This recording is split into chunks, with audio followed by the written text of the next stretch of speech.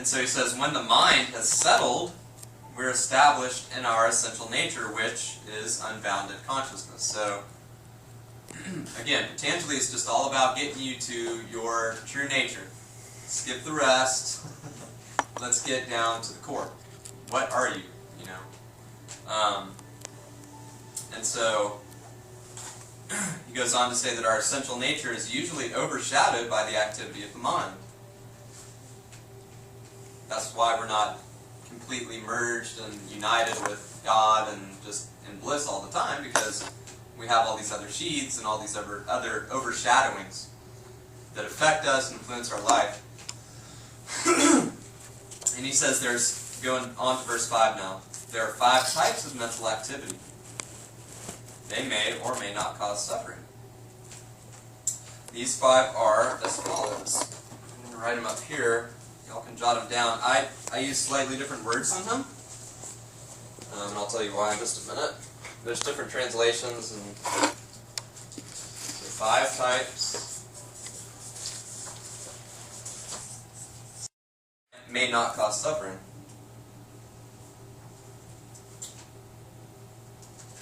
They have the potential to cause pain, be impure and be restrictive, or to not cause pain, be pure, and not restrict our powers of perception. Okay?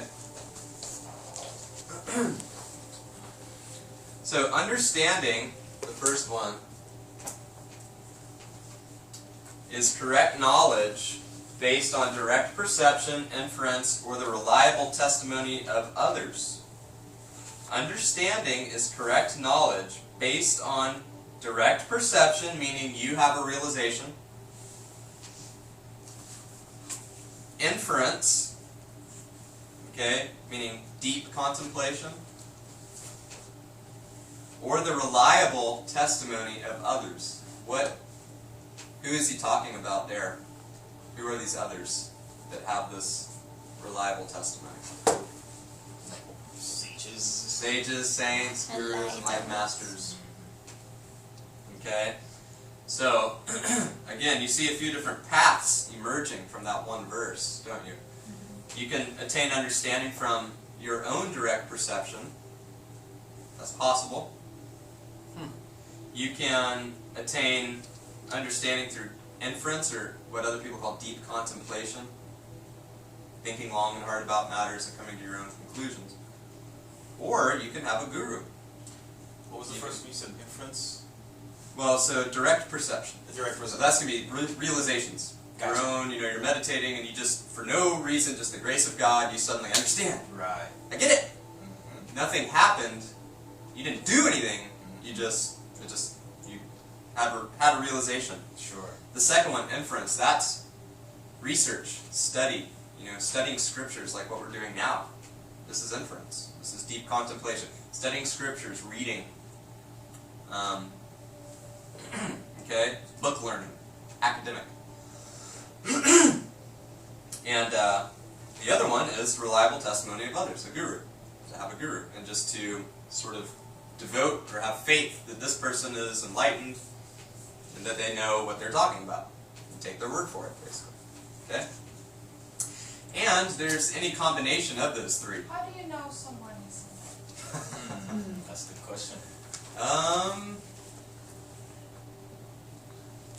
I don't know the answer to that. It's different for everyone. Yeah. I can only speak from my own experience, having been in the company of people that were supposedly enlightened people. And I can just tell you that, there's a part of me that just knows. And it's not in here. It has nothing to do with, anything I think about. It's just in here. It's something that resonates, and I just have this it's a knowing that this individual is sort of a personification of the qualities of, divinity. They still have a personality, they're still a human being, but they just possess the qualities that I typically associate with the divine.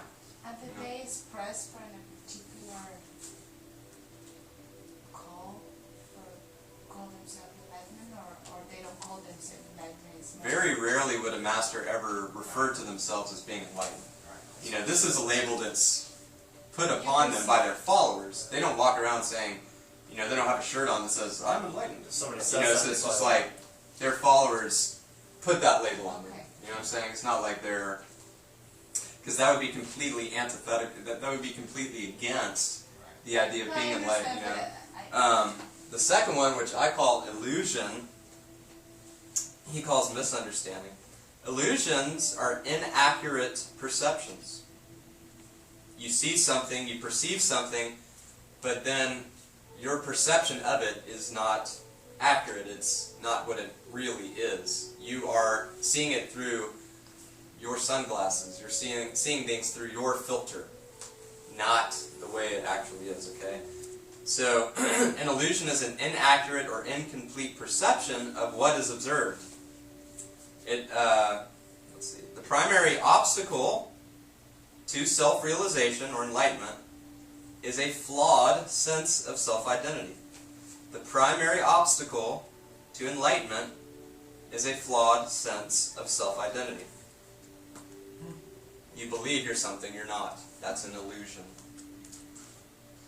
When this error is corrected, a truth seeker's awareness is immediately restored to its pure wholeness. The ultimate aim of right spiritual practice is to see through and transcend the illusion of the illusional sense of self.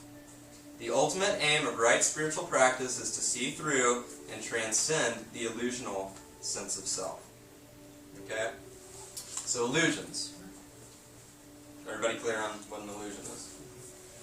The next one is delusion. Okay, what he calls imagination. I prefer the term delusion.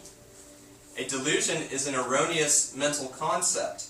Hallucinations and fantasies are entirely subjective perceptions not based on anything that exists. Erroneous ideas and beliefs cloud and distort awareness, interfere with rational thinking, obstruct endeavors to know what is true, and may compel unwise or erratic behaviors. Hallucinations are mind or brain-produced phenomena which may manifest as mental or audible voices that seem to be real, visions, or other distortions of perception. Fantasies may occur when attention and imagination are not controlled. A truth seeker should avoid delusions, hallucinations, and fantasies by cultivating psychological health, being willing to confront and discern what is true, adhering to a regimen of meaningful activity balanced by interludes of rest and wholesome recreation, and nurturing our spiritual awareness. It's the mental activity that has as its content the sense of nothingness. Okay? So sleep. The powers of cognition are usually restricted when we sleep to allow the body to be refreshed and the mind to organize information that has been newly acquired. As we become more spiritually aware, we can sleep superconsciously instead of being identified with subconscious or unconscious states. So believe it or not, when you raise your spiritual vibration, your sleep becomes different. Your dreams become different. You don't dream about sort of the mundane things that you used to dream about. You can actually participate in your dreams. You can be awake while you're asleep, in other words. So you can actually, you are you in your dreams. It's not uncontrolled things just happening to you. You control what's going on. Some people call this astral... lucid dreaming. Lucid dreaming. Lucid dreaming. Some people attribute it to astral projecting, where your astral or energetic body goes outside of your... It's always outside of your physical body, but anyway, and goes somewhere else and comes back. But anyway, you can have control over your dreaming and your sleep state, so that you're actually awake while you're asleep. Okay? But still getting the restorative nature of sleep. And the more you meditate, and the more you do pranayamas and yoga and these deep restful activities, the less sleep you need. Yes. We know, I know someone who allegedly does not sleep. Really? And I know another meditation master who only sleeps about 4 hours a night, and has for 60 years. You know? Wow. If you think about it, does the soul sleep? Does the soul no sleep? Does the spirit sleep? Does the bliss body sleep? Does energy sleep? I mean, if you think about it, our physical being sleeps. And you gotta ask yourself, why do we sleep? Really think about that. Why do we sleep? I mean, for restoration, lots of reasons, but why do we sleep? Why are we created on this planet, these beings, and we sleep? Verse 11, and memory is the returning of the mind, the returning to the mind of past experience. Memories are mental impressions of prior perceptions.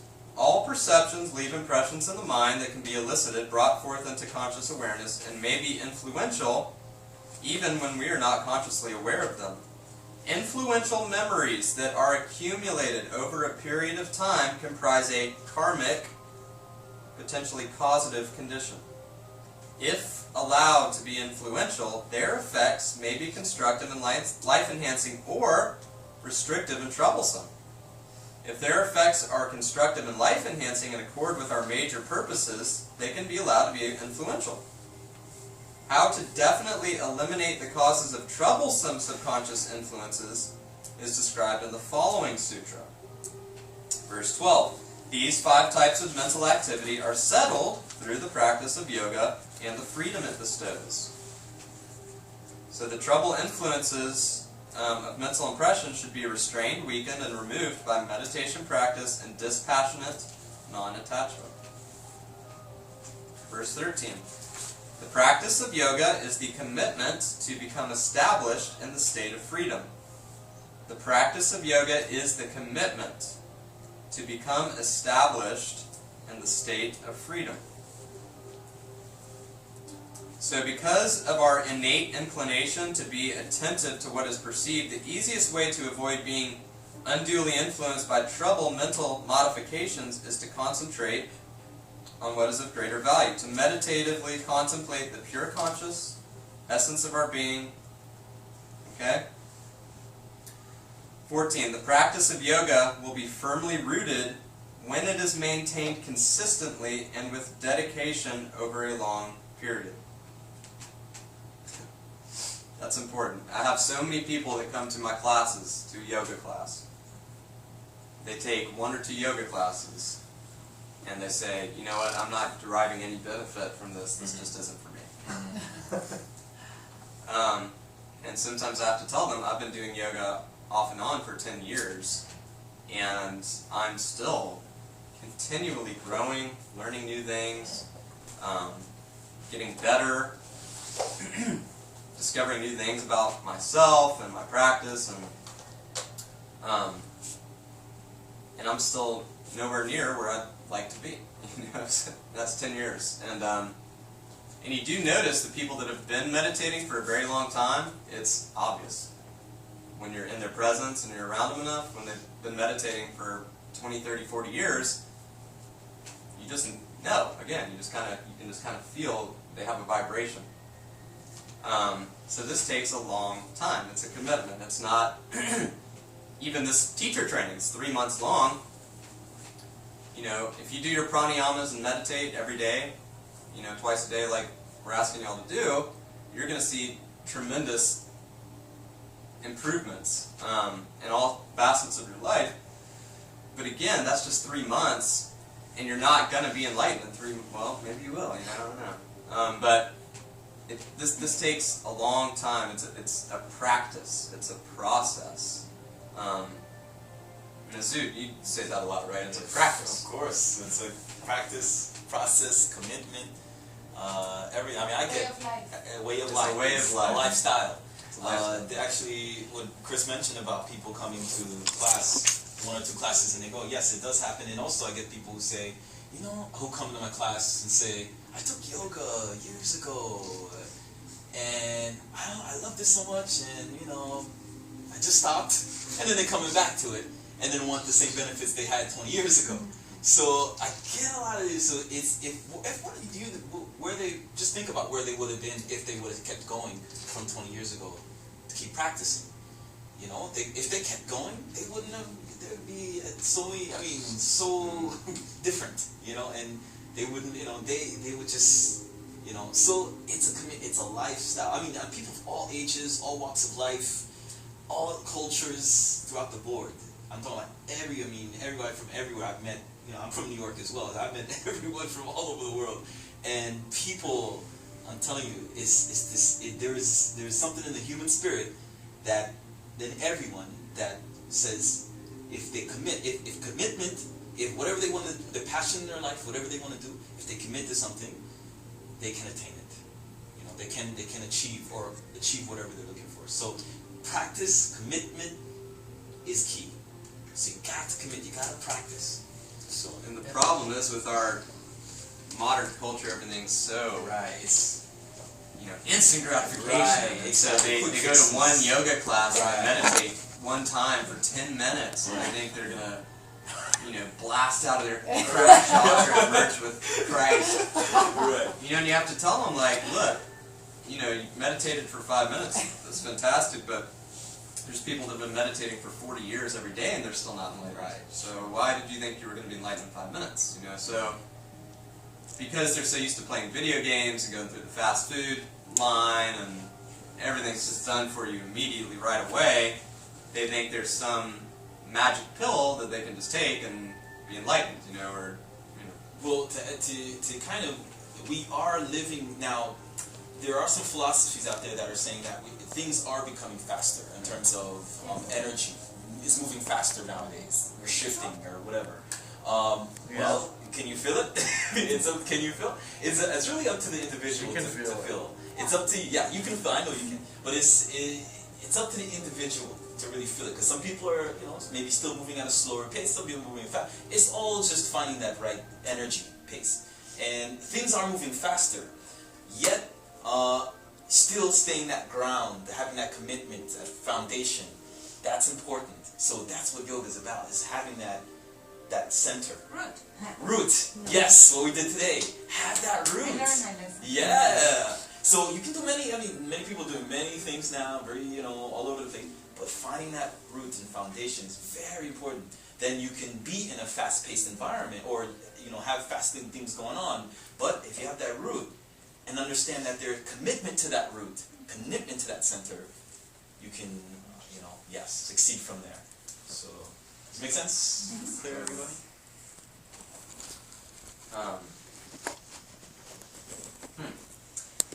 Verse 14, the practice of yoga will be firmly rooted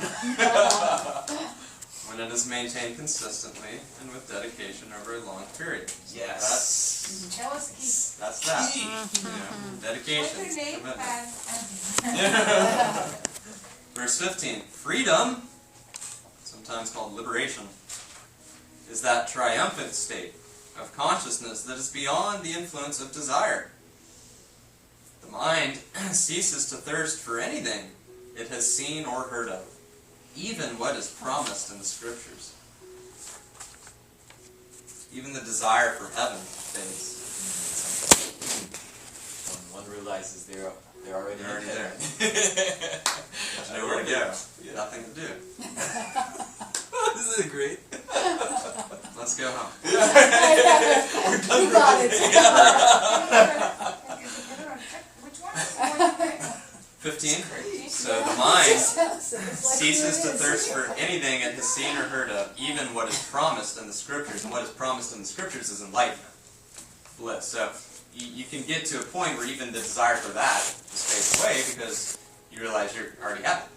So it's liberation is, enlightenment is essentially a desireless state. Buddhism focuses on that as its primary aspect. Desires. Getting rid of all desires. Now does that mean, here we go again, does that mean you have to be a renunciate and live in a cave? It's easier in some ways, but no, you can live in the world and play your role in it and still be relatively desireless. Now does that mean I no longer want to have a house, I no longer want to have a car, or a job, or no. You have to have those things. It's not like, To play your role. to play your role. Again, we go back to verse, where did he say? Oh, and here he was saying that, in verse 8, they were talking about illusions. Misunderstanding is the illusion that stems from false impression of reality. The ultimate aim of right spiritual practice is to see through and transcend the illusional sense of self. The primary obstacle to enlightenment is a flawed sense of self-identity. Believing you are something that you're not. Okay? I am this body, I am this job, I am my career, I am my DNA, I am my family, I am... No, you're not. It's a role. Do you think that when a Broadway actor, they go up on stage, they play their role? Do you think when they come off stage and they go backstage, they're still talking like they were and still playing? No. They understand, that was my role. Now I'm me. We do the same. We go out into the world, we play our little role. We do our little act, our little song and dance. Okay? We come back to ourselves and we realize, oh, well that's not really what I am or who I am. It's this temporary, impermanent, fleeting little role I have to play that God wanted me to do something with. But that's not what I am. So if you identify with that role, you're going to suffer immeasurably.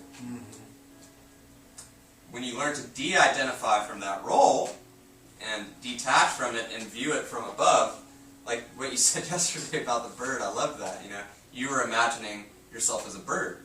Why? Because you are up here, and you look down and observe, witness, right, silently, everything else going on. So that's the idea. You become that witness, your true nature, what you really are, and you learn to witness the role, detach from the role. That's all. That's really the key. You can do all the yoga in the world, you can do all the meditation in the world, you can do all the pranayama in the world. If you're not willing to detach from your role, nothing will happen. You will not see much growth. You might see a little growth physically, of course. Physically, even energetically, maybe a little mentally, but spiritually, until you're ready to detach completely from your role, you're not really going to accomplish what you want to accomplish spiritually. So it's it's not a coldness toward the role. It's not a... I used to think it was. I used to think it was, I don't give a crap about that, dude. No, it's not that. It's actually, it might be at first, but eventually it's a warm, compassionate embrace of that person. Saying, well, that's Chris, there goes Chris again, doing his thing.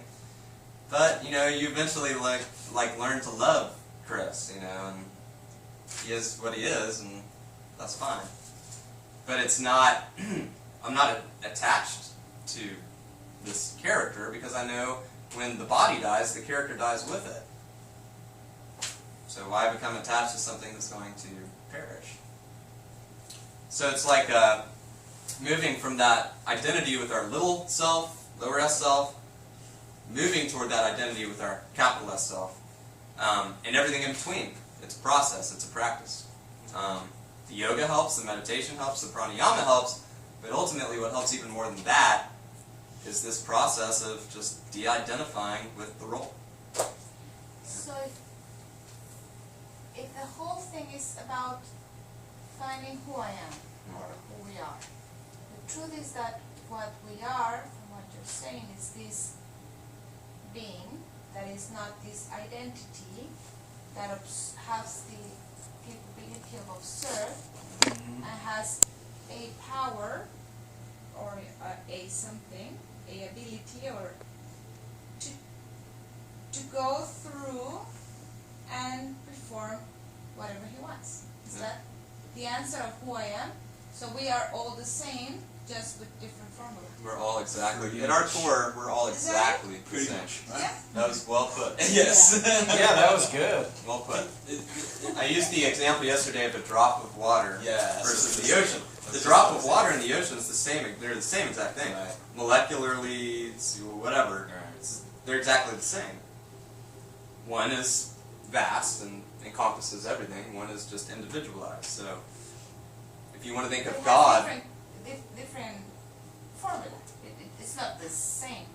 Your texture. My soul is not the same that yours. yes, it is. Even Exactly. that we are composed with some that make us together, but I have some abilities or some perceptions that maybe you don't. But that's not your soul. Your soul is exactly like my soul. It's exactly like his soul, his soul, his. They're So the we're not same exact. individuals? We are. On a more gross level. So on our very most subtle level, at your very core, we're all exactly the same. Exactly. We're But coming we have from the these 5 same sheets. source. We have 5 coverings, which is what I talked about yesterday. So these 5 coverings are what color that soul. They're what give us our It's individuality. identity, but it's not It's identity. what we are. But it's not what we are. So at your very core, you're infinite.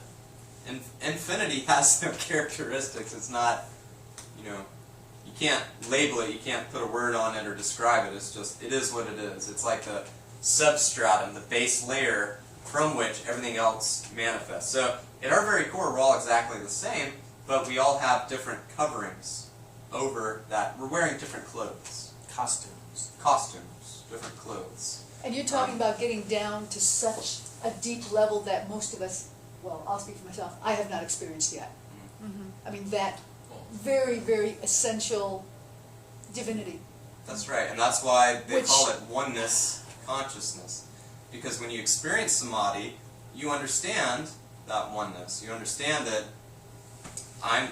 there's no difference between me and you at our core. There's no difference between me and the wall at my core. There's no difference between me and the floor. It's all comes from the same pure, what he calls unbounded consciousness. Some people call it infinite consciousness. Some people call it God.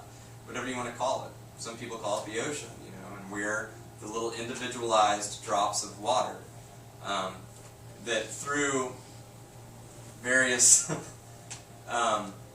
processes we become involved with this world and take on different roles. We take on a different body each time. We take on, and this goes into beliefs in reincarnation and stuff and enlightenment. And again, I don't really want to go there because not everybody believes in reincarnation, and not everybody even believes in enlightenment. You don't have to believe in enlightenment to practice yoga. There's tons of people that practice yoga and Tai Chi and Qigong and even meditate. They don't believe in enlightenment at all. They don't believe in reincarnation. They meditate and they do yoga because it makes them feel good and they relax. And that's cool, good, But we're studying, the real scriptures, the actual yoga. And so, with that said, it's just important for us to have like a foundational understanding of where yoga comes from, where all the philosophy comes from, and things like that, So I'm not asking you to believe in reincarnation. I'm not asking you to believe anything I'm saying. You may walk away here today going, that Chris, man, I don't know what the hell that He's just guy was out talking there, about. yeah. He needs to come back down to earth, We're all the same. What? So it's like, you don't have to even believe that, because you're gonna take whatever you want to take. And people, when they read this, guess what? They have their own interpretations and their own, commentaries. And they may read a verse in here, and they may come up with something totally different than what I come up with when I read a verse in here. And who's to say they're right and I'm wrong, or I'm right and they're wrong? It's like, some people are colorblind, and when they look at something, I see red and they see green. So who's to say red is actually there, maybe green's actually there. So it's like, you'll come to your own conclusions based on your own traditions, your beliefs, your spirituality, and your practice and your process. But, just from Patanjali says that at our core we're all the same. So according to Patanjali and yoga philosophy, at your core, the Atman, the Brahma, whatever you want to call it, the soul, they're all the same because it's infinite, right? There's no qualities, characteristics, or anything attributed to it, so it has to be the same. And then we get individualized and we take on bodies and personalities and minds and blah, blah, blah. and we have to function in this world. So the idea is that you meditate, you get in touch with the divine, the higher reality, and then you take that and then you animate it through your own personality, through your own individuality, and that's why we have personalities. That's why we have individuality. Because we're all going to express and manifest the divine in different ways that appeal to different people, It's like some people like Southern Baptist churches, some people like Catholic churches, some people like Hinduism, some people like Buddhism. Well, gosh, if we didn't have all these different personalities for God to animate through, none of these different types of people would ever be reached if it was only just one thing, So I think the diversity that comes from being individualized actually is more conducive to, the evolution of consciousness as a whole. It's like in biology, there's a concept called biodiversity. Right. And the more biodiverse an ecosystem is, the healthier it is, and actually the more evolved it can Say become. that again. Say it again. Biodiversity. That means the more biodiverse an ecosystem is, the more species it has living in it. Right. So it can, Wow. it can survive better Yes. in its own environment, if that makes sense. Well, that shows us how disastrous polarity is. Yeah, because people aren't accepting and tolerating that diversity. So it's like, the more diverse I think the spiritual landscape is, I think probably the more chance it has for survival. And the more conducive it is to evolution of consciousness, of the universe as a whole. Are you clear? And truth. Make sure you're clear in your question. Did that answer your question? More Yeah. question? Yeah. Okay. Yeah. Okay. You just need to keep elevating to get to a point where religions don't fight wars against each other. Yeah, that's right. It's like you can believe different things, but at least stick to your beliefs. Right, actually live it. Yeah, and Don't. get along. You with say it. like you shouldn't murder, then don't do it. Right, pretty simple. Last verse, 16. So we talked about freedom, what he's calling freedom. And then in 16 he talks about supreme freedom, which is complete liberation. Supreme freedom is that complete liberation from the world of change that comes of knowing the unbounded self with a capital S. So again, all of this physical, all these sheaths change. We age, we change, our bodies change, we die. Our personalities change over our lives. We're not like we were 10 years ago. We're probably totally different than we were. So all these things change. You're not your personality because it changes. You're not your body because it changes. You're not your thoughts because they change. That's a good way of explaining it. The only thing that doesn't change is what?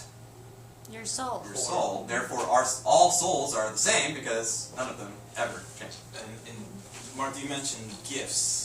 You said something about gifts. I wanted to touch. Yeah, go Right. ahead. So that's actually not the soul. Actually, the soul already has all these gifts. It's already so that one soul that's everybody, everyone already has. Does it make sense? Yes. In this concept, in the yogic concept. Exactly. Yeah. Is that? Yeah, and the gifts, it's like people say, my spiritual gifts. Well, and we'll talk about this. The Sutras goes into all the powers, psychic abilities, and spiritual powers and things that you can But when you attain. say all of that, it's available for anyone. Right. Anyone. Right. And actually, the Maybe fully. one develop the Right. artist, piano, whatever, and I do believe in reincarnation, and so you can come and Sure. play the piano Yes. 10 lives. That's right. Right. But it's because this person pick up from the abilities that we all have, Right. that Pick when and he choose. developed in his lives, that. That's right. Yes. Yeah, exactly. So maybe for the past 10 lifetimes, he's been playing piano, and then he's born, And at the age of 5, he can play all these concertos, and people say, "Oh, he's just a genius. He's an idiot savant." No, he's been learning piano for 1,000 years, Exactly. That's what I thought. actually. So I thought it was a individual being that developed that as part of the source of the what I didn't know, or it's a new concept, is that we all have all available, and we just, it's not something that each one has. And they say that the enlightened masters have all the powers at their disposal. And I've seen a little bit of this for myself firsthand, and I can speak on this, and it's true. You know, like the truly enlightened beings do have these powers available, but they hardly ever use them. Right. And it's like, you know, so I think the more enlightened you become, the more you raise your vibration, the more you have access to these different powers. They call them siddhis. S-I-D-D-H-I? Something like that. And they're the powers that you gain through spiritual practice. And so they're all latent within us. We have all this potential within us. It's just a matter of getting rid of, you know, cutting through all the crap so that we can uncover this divinity that's within us and let it manifest out into the world. You know what I'm saying? But, and thank you for bringing up that point about gifts, because I always wondered about that. I'm like, if all souls are the same, then how come some souls seem to have these spiritual gifts and others not? That's my point. That was what I was like, because That's one of those mysteries, you know. But I think that I think Azut cleared it up for me. You know, it's like we all have all of them latent within us. It's just a matter of uncovering them one at a time, maybe, and sometimes they come all at once. Right. Or we are born, we choose. Because before we're born, we choose our path, we choose our gift, we choose everything before we're born. In the concept, here, the spiritual concept. But we choose. Some people just, they choose it, they're here to be psychic, they're going to be psychic. So they're just like, they see vision, they see all these things. That's who they are. Some people, they play piano. Oh, they just know piano. They access that. All of us decide? Well, choose each person chooses. There's another way of explaining it. I like the word is attracted to. Or rather than attracted to, choosing, because sure. choosing implies to me like We can say, attraction. Yeah, maybe you do choose. Well, again, I have no idea. That's why I said this was because I don't remember when I'm dead. But that's just the Or spiritual before you concept. were born. Yeah. Right. You know, Yeah. if you believe in reincarnation, My you kid believe. tell me all the time, I choose you. I mean, There you he's go. very, and he said it with all the, Wow. I choose you as a mom. Yeah, sure. So I believe Wow. what they say. Right. But I don't That's know. what I'm talking about. That's what I'm talking about. That's Yeah. what I'm in love now. Yeah. And then he asked me for some kind of no. That's the way to do it.